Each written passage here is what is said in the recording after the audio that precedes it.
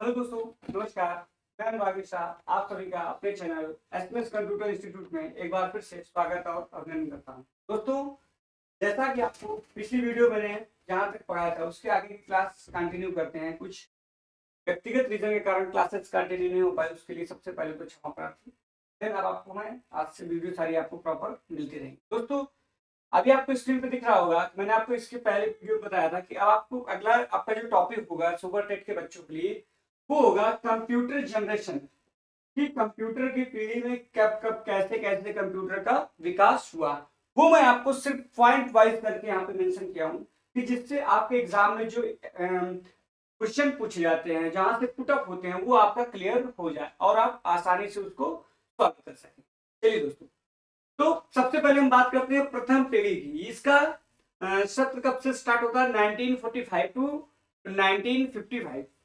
अब इसकी प्रमुख तीन चीजें हैं। पहला, वैक्यूम ट्यूब टेक्नोलॉजी का प्रयोग। क्योंकि आपको पता है दोस्तों कि कंप्यूटर एक विद्युत प्रवाह टेक्नोलॉजी, मतलब कि इलेक्ट्रॉनिक यंत्र जो कहते हैं।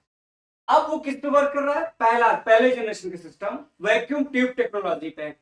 और इस टेक्नोलॉजी का आविष्कार आविष्कार किसने किया? 1904 में जॉन एम्ब्रोस फ्लेमिंग।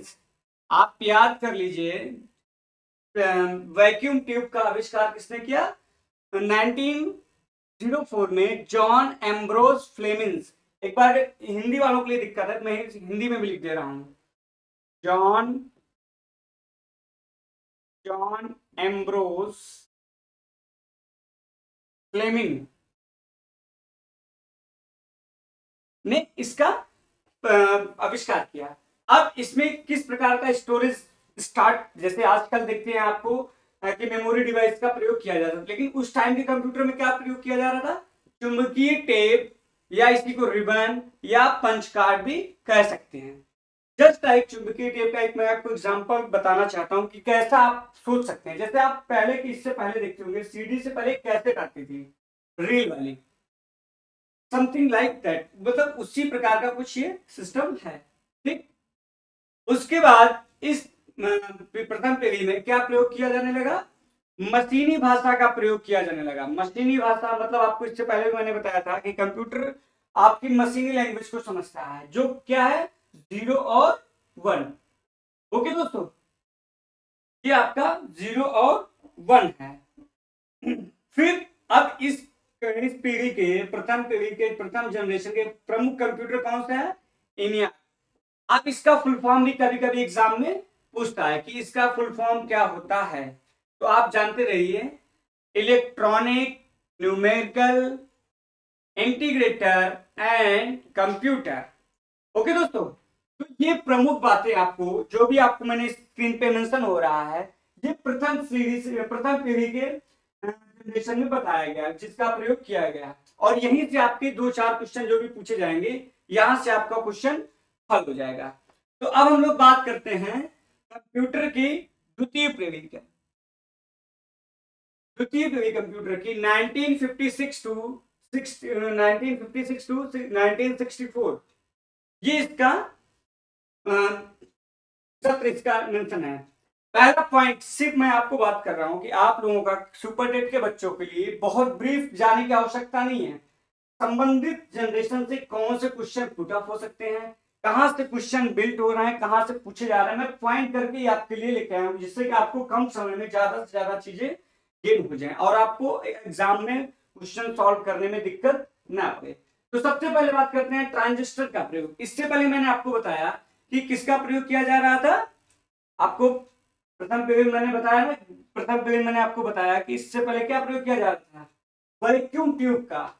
लेकिन अब दूसरी पीढ़ी में क्या प्रयोग किया जाने लगा? इसकी जगह पे ट्रांजिस्टर टेक्नोलॉजी का प्रयोग किया जाने लगा। थोड़ा सा इंप्रूव हुआ। वैक्यूम ट्यूब की जगह पे क्या आ गया? ट्रांजिस्टर का प्रयोग हुआ। अब इसके आविष्कारक कौन है? William Shockley, 1947। इस चीज को पॉइंट अंडरलाइन आप करते रहिएगा, या तो आप स्क्रीनशॉट एक बार ले लीजिए, जिससे कि आपको दिक्कत ना हो। लिखने वाला जो नहीं लिखना चाह रहा है, स्क्रीनशॉट लेगा तो आपको प्रयोग उसका प्रयोग कर सकता है। फिर विलियम शॉकले 1947 में किसकी जगह पे आया? वैक्यूम के जगह पे द्वितीय पीढ़ी पे ट्रांजिस्टर का प्रयोग किया जाने लगा। अब हम बात करते हैं और इसमें क्या क्या चेंजेस आए, थोड़ा थोड़ा सा समय के साथ परिवर्तन आना स्टार्ट हुआ। फिर इसमें कोबोल एंड फोर्ट्रेन जैसी उच्च स्तरीय प्रोग्रामिंग भाषा का प्रयोग किया जाने लगा। ध्यान करिएगा आप लोग कि इससे पहले की पीढ़ी में वो नहीं हो रहा था, अब थोड़ा सा इंक्रीज हुआ है टेक्नोलॉजी में। तो कोबोल फोर्ट्रेन जैसी उच्च स्तरीय भाषा का प्रयोग द्वितीय पीढ़ी में किया जाने लगा। अब हम लोग बात करते हैं थर्ड पॉइंट पे, असेंबली भाषा मतलब असेंबली लैंग्वेज का भी प्रयोग किया जाने लगा। असेंबली लैंग्वेज से तात्पर्य क्या होता है, पहले ये समझ लीजिए। असेंबली लैंग्वेज से मतलब जो बना के, जैसे कि अब आप जब सम का फार्मूला यूज करते हैं, मैक्सिमम का फार्मूला यूज करते हैं, मिनिमम का फार्मूला यूज करते हैं, ये सारा जो भी आप फंक्शन यूज करते हैं फार्मूला बेस, वो क्या हो जाता है आपका असेंबली लैंग्वेज। इसका प्रयोग कब से होना स्टार्ट हो गया, द्वितीय पीढ़ी मतलब सेकंड जनरेशन से आप किसका प्रयोग करने लगे, असेंबली लैंग्वेज का प्रयोग किया जाने लगा, जो कि प्रथम पीढ़ी में नहीं हो रहा था। ये चीजें आपको ध्यान पे रखनी है। यहां से भी जो क्वेश्चन पुट होते हैं आप कर सकते हैं। फोर्थ पॉइंट है मेमोरी डिवाइसेस, जैसे प्रिंटर और भी एक्स्ट्रा जो मेमोरी डिवाइसेस आपका होती है वो भी इसका प्रयोग किया जाने लगा। किसमें, द्वितीय द्वितीय पीढ़ी मतलब कि सेकंड जनरेशन में। इन चार जो बेस मूल पॉइंट हैं वो मैंने आपको मेंशन करके बताया, जहां से क्वेश्चन पुट होता है। पहला क्या है, ट्रांजिस्टर का प्रयोग, आविष्कार, ध्यान करिएगा क्वेश्चन कहां से पुट हो जाए, विलियम शॉकले 1947। सेकंड पॉइंट का है कोबोल एंड फोर्ट्रेन जैसी उच्च स्तरीय प्रोग्रामिंग भाषा का प्रयोग किया जाने लगा। मैं आपको पहले, इससे पहले वाली वीडियो मैंने बताया था कि प्रोग्रामिंग पहला प्रोग्रामर कौन, लेडी अगस्ता। ठीक, उसके बाद थर्ड पॉइंट आता है असेंबली लैंग्वेज। असेंबली लैंग्वेज से तात्पर्य क्या होता है कि जैसे सम, मैक्सिमम, मिनिमम, इवन और आज जैसे सारे फॉर्मूले जो आपको क्रिएट करने पड़ते हैं, असेंबली लैंग्वेज का प्रयोग सेकेंड जनरेशन से स्टार्ट हो गया है। उसके बाद बात आती है फोर्थ पॉइंट की, मेमोरी डिवाइसेस। मेमोरी डिवाइसेस और इसमें अलग से जो सारी डिवाइसेस लगाई जाती है, प्रिंटर, ये सारा प्रयोग किसमें स्टार्ट हो गया, और ऑपरेटिंग सिस्टम का प्रयोग कहां कब से स्टार्ट हुआ, सेकेंड जनरेशन से। तो ये आप एक बार इसका भी स्क्रीनशॉट ले लीजिए, जो आपके एग्जाम में हेल्पफुल होंगे। इस सेकेंड जनरेशन में मूलतः प्रमुख कौन कौन सी बातें हुई हैं वो आपको इसमें मेंशन किया गया है। ओके दोस्तों, तो अब हम बात करते हैं कि थर्ड जनरेशन में मतलब कि तृतीय पीढ़ी में क्या हुआ। तो बात करते हैं तीसरी पीढ़ी की। अब इसमें बहुत सारे चेंजेस आए हैं थर्ड में, पहले से और द्वितीय से कहीं ज्यादा थर्ड जनरेशन में कंप्यूटर का आविष्कार हुआ। सबसे पहले बात करते हैं हम लोग क्या, आईसीज, इंटीग्रेटेड सर्किट। मतलब पहले में क्या किया जा रहा था, वैक्यूम ट्यूब, फिर ट्रांजिस्टर, और थर्ड जनरेशन में क्या आ गया, आईसीज। इसका फुल फॉर्म क्या होता है, इंटीग्रेटेड सर्किट। अब इसके आविष्कारक कौन है, इसका आविष्कार एक कंपनी है टेक्सास, उसके इंजीनियर ने मिलकर इसका आविष्कार किया है। जो इंजीनियर का नाम क्या है, इसका मैंने मेंशन कर दिया है। आविष्कार कहां पे हुआ, टेक्सास। ठीक है, टेक्सास इंस्ट्रूमेंट कंपनी। ये एक इंजीनियर जिनका नाम क्या हुआ, जैक किल्वी ने किया था। किसका, आईसी का। आप ध्यान करिएगा क्वेश्चन यहां से पुट अप हो सकता है, होता भी है। ठीक है, तो आईसी मतलब कि पहले जनरेशन में आपका क्या आया था, वैक्यूम ट्यूब, उसके बाद आ गया आपका वैक्यूम ट्यूब के बाद ट्रांजिस्टर, और अब आईसीज। तो जैसे जैसे पीढ़ी बढ़ती गई वैसे वैसे इसका प्रयोग होना स्टार्ट हो गया।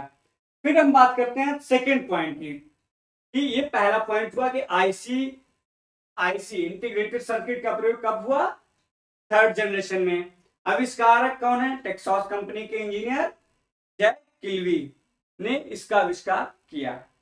उसके बाद सेकेंड पॉइंट क्या है, अब पहली बार storage capacity in megabyte, MB में प्रयोग किया जाने लगा। पहली बार, ये आप नोट कर सकते हैं कि एमबी का पहली बार एमबी स्टोरेज या मेगाबाइट स्टोरेज किस जनरेशन में आया, तो आपका आंसर क्या होगा, थर्ड जनरेशन। ठीक है दोस्तों, तो इसका भी आप स्क्रीनशॉट ले लीजिए जिससे आपको हेल्प मिलती रहेगी। उसके आगे भी इसमें कुछ है, नेक्स्ट पॉइंट पे हम बात करते हैं। चौथी पीढ़ी 1970 टू 1985 कंप्यूटर जनरेशन की फोर्थ और मोस्ट इंपॉर्टेंट जनरेशन क्या है, ये आपकी चौथी पीढ़ी। इसका समय कब से स्टार्ट होता है, 1970 टू 1985। आपको ध्यान एक बात करनी होगी कि जो समय है जनरेशन का, ये एनसीईआरटी बेस्ड है, कुछ बुक्स में अलग होगा, आप कुछ टीचर्स अलग बताएंगे, तो एनसीईआरटी बेस्ड मैं लेके इसको चल रहा हूँ। तो सबसे पहले इस पे बात होगी, जो थर्ड जनरेशन में आईसी, जो थर्ड जनरेशन में आईसी का प्रयोग हो रहा था, अब उसकी जगह पे क्या हो गया, एलआईसी। एलआईसी ध्यान के लिए जीवन बीमा वाला नहीं, एलआईसी का तात्पर्य क्या है, लार्ज इंटीग्रेटेड सर्किट। अब आपको बताना चाहूंगा दोस्तों कि ये जो आईसी, ये इसका प्रोसेसर एलआईसी ज्यादा है, कितना गुना, एक एलआईसी जो है आपका 30,000 आईसी प्रोसेसिंग के बराबर है, ये आप समझ लीजिए पहले। अब इसकी और इसकी क्षमता में इतना डिफरेंस है। अब इसके बाद क्या हुआ, एलआईसी के बाद प्रोसेसिंग में और इंक्रीज आया, वो क्या हुआ, प्रोसेसिंग जो हुई एक छोटे से चिप में आ गई। आपने चिप की बात की होगी, तो प्रोसेसिंग एलआईसी के बाद किसमें, एक छोटी सी चिप में कन्वर्ट हुआ। अब धीरे धीरे आविष्कार और टेक्नोलॉजी बढ़ती चली जा रही, जिसे क्या कहा गया, माइक्रो प्रोसेस। उस चिप को क्या कहा गया जो एलआईसी के बाद इंक्रीज हुआ, माइक्रो प्रोसेस। ये किसमें हुआ, फोर्थ जनरेशन, फोर्थ जनरेशन में हुआ।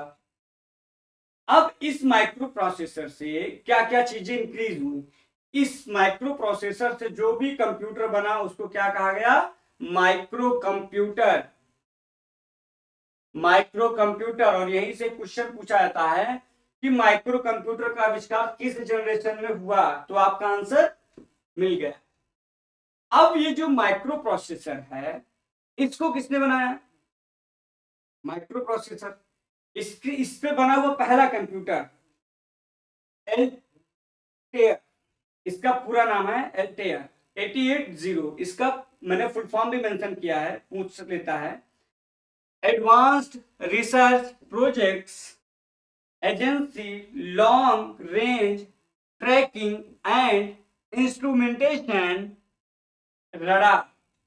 तो आपको पता होना चाहिए कि पहला माइक्रो प्रोसेसर से बना कंप्यूटर कौन सा, अल्टेयर। ठीक, इसका फुल फॉर्म क्या है, advanced research projects agency long range tracking and instrumentation radar. Okay दोस्तों, तो यहां तक का पहले आप स्क्रीनशॉट ले लीजिए, तो नेक्स्ट पेज पे हम लोग चलते हैं। इसका एक बार आप स्क्रीनशॉट ले लीजिए, इससे आपको दिक्कत नहीं आएगी। अब ये जो अल्टेयर आपका तो पहला जो माइक्रो प्रोसेसर कंप्यूटर बना, अब ये बनाया किसने, अब आपको मैंने इस पे लिखा कि एक कंपनी थी मिट्स, जिसका फुल फॉर्म क्या होता है, micro instrumentation and telemetry system. Company ने इसको बनाया, और इसी माइक्रो प्रोसेसर पे, जो आपको मैंने आपको बताया जो फोर्थ जनरेशन में हुआ, इसी माइक्रो प्रोसेसर पे बिल गेट्स, जिनका नाम आपने सुना होगा, अब कौन बंदा नहीं जानता कंप्यूटर का बिल गेट्स का योगदान, महान व्यक्ति हैं वो, ने बेसिक भाषाओं को स्थापित किया, इसी पे प्रोसेसिंग को इंक्रीज कराया। और आपको पता होना चाहिए कि बिल गेट्स को ही ऑनर ऑफ कंप्यूटर, कंप्यूटर का स्वामी कहा जाता है। पिता और स्वामी में फर्क है, पहली चीज आप कंफ्यूजन नहीं होइएगा। पिता किसको कहा गया, आपको मैंने बताया चार्ल्स बेबेज पिता हैं या पितामह, ठीक है, चार्ल्स बेबेज। परंतु कंप्यूटर का स्वामी किसे कहा जाता है, बिल गेट्स को। बिल गेट्स को क्या कहा जाता है, कंप्यूटर का स्वामी कहा जाता है। अब देखिए इसके बाद ये जो इसकी पहले में माइक्रो, पहली जनरेशन में क्या आया आपका, वैक्यूम ट्यूब, फिर आपका आया क्या, ट्रांजिस्टर, फिर आपका क्या आया, IC, फिर आपका माइक्रो प्रोसेसर। अब इसको भी इंक्रीज किया गया, किसमें? VLSI टेक्नोलॉजी में इंक्रीज किया गया। ये सब किसमें हो रहा है? 4th जनरेशन में। इसमें VLSI में क्या क्या हुआ? VLSI का फुल फॉर्म पूछता है एग्जाम में, फुल फॉर्म वाले में, very large scale integration circuit, sorry VLSI, very large scale integration. इस टेक्नोलॉजी का प्रयोग किया गया किसमें? 4th जनरेशन में। 4th जनरेशन में VLSI का प्रयोग किया गया, जहां से कंप्यूटर एकदम बूम करके गया। अब आप जो भी कंप्यूटर देख रहे हैं मैक्सिमम, वो सारे कहां पे यूज हो रहे हैं? 4th जनरेशन में। तो 4th जनरेशन के बारे में आप इतना कुछ शुभ पॉइंट, आपके पॉइंट एग्जाम से रिलेटेड हैं, वो मैंने मेंशन करके आपको बताए हैं। नेक्स्ट आता है 5वीं पीढ़ी, 5th जनरेशन। 5th जनरेशन कब से है? 1985 से टिल नाउ, अभी तक क्या चल रहा है आपका? 5th generation.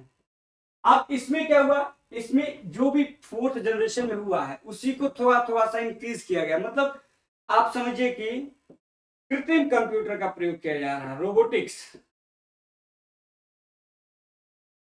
इसमें आप सोचते हैं कि ऑटोमेटिक सारी चीजें हो रहा है। चीन, जापान और सारे देश जैसे ना, कि अभी आप सुने होंगे न्यूज में कि जो आपका कृत्रिम कंप्यूटर है, जस्ट लाइक कि रोबोट सिस्टम, आप आजकल रोबोट का प्रयोग किया जा रहा है किसमें? होटल में वेटर का काम रोबोट कर रहा है, बाकी आप सारी मानव के सारे काम अब रोबोटिक कर रहे हैं। तो कृत्रिम और भी कंप्यूटर का विस्तार किसमें हुआ? 5th जनरेशन में। ओके दोस्तों, तो आपको बेसिकली ये जो वीडियो है, बेसिकली सुपर टेट के लिए कंप्यूटर जनरेशन में जहां से क्वेश्चन पुट हो सकते हैं, पहले जनरेशन में क्या है, सेकंड जनरेशन में क्या है, थर्ड जनरेशन में क्या है, 4th में क्या है, 5th में क्या है, पॉइंट वाइज करके मैंने आपको मेंशन कर दिया है। आशा है दोस्तों आप सभी को ये वीडियो पसंद आएगी, और जो भी दिक्कत है आप कमेंट्स बॉक्स में बताइए, और भी हम आपको सारे प्रॉब्लम्स दूर होंगे। इसके बाद जो भी नेक्स्ट मतलब अगला वीडियो आएगा, हम आपको अभी से इसलिए पहले बता देते हैं कि इसका सब्जेक्ट क्या है। तो अब यहां तक फिर जो शॉर्ट कीज के बारे में क्वेश्चन पुट अप होते हैं, शॉर्ट कीज क्या होती है, अगला टॉपिक आपका अगली वीडियो मेरी किस पे रहेगी? शॉर्ट कीज पे। ओके दोस्तों, तो दोस्तों आप लोग एक बार देखिए, और जो भी समझ में आए आप कमेंट करिए, मैं उसको दूर करूंगा, जिससे आपके एग्जाम में इसका हेल्प मिलता है। धन्यवाद।